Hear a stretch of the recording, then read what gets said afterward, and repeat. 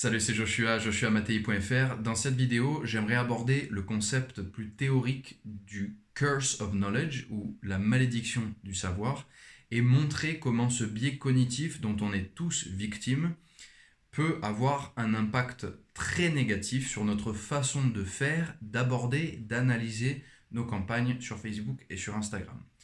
Donc, le concept du curse of knowledge, c'est un concept qui tient son origine d'une date que j'ai oubliée dans le passé.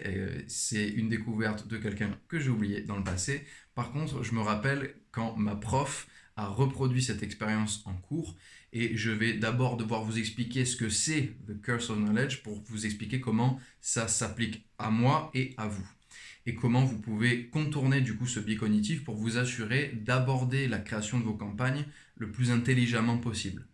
Donc, la petite histoire, on était en cours et notre prof de consumer behavior, donc de comportement du consommateur, nous propose une petite expérience dans laquelle elle a demandé à une élève de la classe de se lever, de venir et de quitter la pièce pour pouvoir lui parler en secret. Donc la prof et cet élève sont sortis et la professeure a dit à l'élève est-ce que tu connais la mélodie de Joyeux anniversaire, Happy Birthday to you. Da, da, da, da, da, da. Évidemment, elle a répondu oui à cette question et elle lui a dit, la prof a dit à l'élève, de quand elle allait rentrer dans la pièce, juste après, de chanter cette mélodie avec les doigts en tapant sur la table, comme ça. Donc le fait de lui avoir dit ça, ensuite, juste avant de la laisser rentrer dans la pièce, elle lui a demandé d'estimer, selon elle, quel était le pourcentage de gens dans la classe qui allaient deviner qu'il s'agissait effectivement de Joyeux anniversaire. Je ne saurais plus vous dire exactement ce qui s'est passé dans sa tête, mais je peux vous dire que son estimation était suffisamment élevée, était probablement au-dessus de 60% ou 70%. Elle est ensuite rentrée dans la classe, elle a pris son doigt, elle a tapé sur la table et a commencé à taper donc et à fredonner avec les doigts Joyeux anniversaire sans le dire à la voix bien entendu. Et quelle n'était pas sa surprise en découvrant que moins de 15% de la classe avait effectivement deviné de quelle mélodie il s'agissait. Alors qu'est-ce que ça met en exergue cette expérience? Ça montre que quand on sait soi-même quelque chose, on a tendance à partir du principe que les autres aussi le savent. Ça, c'est quelque chose qu'on va pouvoir aussi rencontrer dans la vie de tous les jours quand on essaie d'expliquer un concept, par exemple la publicité sur Facebook et sur Instagram, à des gens et que on utilise des mots peut-être trop complexes qui nous paraissent simples, mais qui ne le sont pas pour des gens dont c'est pas le métier ou qui ne connaissent pas. Donc, en quoi est-ce que ça s'applique à vous et comment est-ce que vous pouvez utiliser ce savoir sur votre propre biais cognitif pour l'appliquer à la création de meilleures campagnes.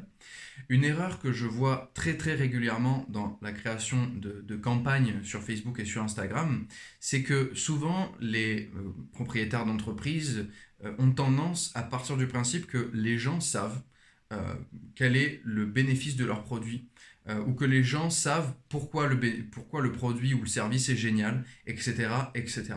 Et ça se traduit de plein de façons différentes. Dans la publicité elle-même, on omet de mentionner les bénéfices du produit. Pas les caractéristiques, mais les bénéfices du produit. C'est-à-dire, qu'est-ce que ça va améliorer dans la vie de la personne, ce produit bien spécifique. On va omettre de traiter des objections si on recible des gens qui nous connaissent déjà. On va omettre de traiter des objections par rapport au prix, par rapport à la livraison, etc. On va aussi omettre de s'appliquer dans la création de notre page de destination. On ne va pas mettre le titre le plus accrocheur possible. On ne va pas se mettre dans la tête, en fait, tout simplement, de notre prospect pour essayer de le convertir. On va rester dans notre propre tête et on va avoir tendance à du coup, utiliser des mots, des images qui ne vont pas parler, en fait, à la personne à laquelle on s'adresse et à la personne qu'on essaie de convertir en prospect ou en client. Et donc, c'est un peu la conclusion de cette vidéo, c'est de vous inviter à toujours faire preuve d'empathie quand vous créez vos publicités et que vous comment dire, que vous construisez tout votre entonnoir d'acquisition, parce que la publicité n'est qu'un élément sur deux principaux, et le deuxième, c'est votre site internet qui, lui, peut être constitué de plein d'éléments. Il y a la vue de page de destination, l'ajout au panier, le paiement initié, l'achat, les upsells éventuellement. Donc ça va dépendre du type de business que vous faites, de votre business model, etc. Mais toujours est-il que si vous savez que vous avez tendance à être susceptible à la malédiction du savoir, il faut toujours, à chaque fois que vous faites quoi que ce soit d'écrire des textes, créer des visuels, améliorer votre site internet, il faut toujours partir du principe que votre première intuition est mauvaise en fait. Et que votre intuition ne vaut pas grand chose et qu'il faut toujours se poser la question, ok, ça c'est mon impression, mais quelle serait l'impression de quelqu'un qui ne me connaît pas du tout? Voilà. Et un autre concept que ça va nous permettre d'aborder dans une autre vidéo, ça va être le concept de simplicité.